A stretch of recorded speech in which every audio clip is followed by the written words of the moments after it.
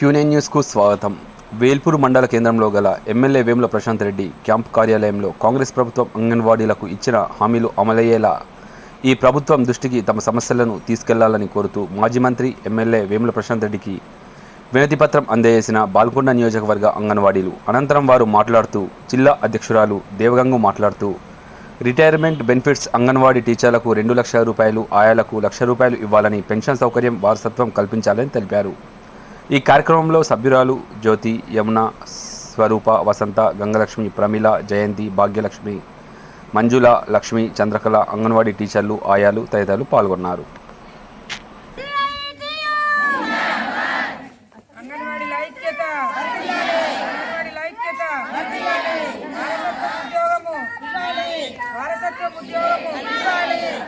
వేతనంలో సగం pension CITU టీచర్కు 2 లక్షలు, ఆయకు 1 లక్ష రూపాయలు, వెంబట్నే పెన్షన్ సౌకర్యము.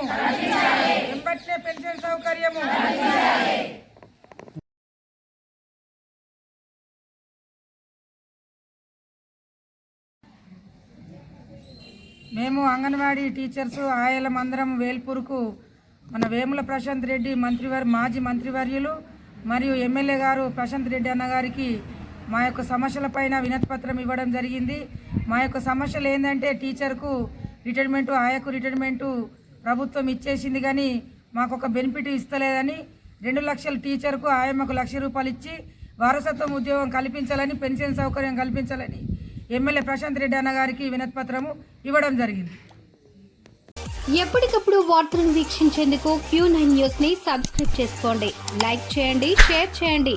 విలువైన సమాచారాన్ని ముందుగా మీరే తెలుసుకునేందుకు బెల్ బటన్ ని క్లిక్ చేయండి.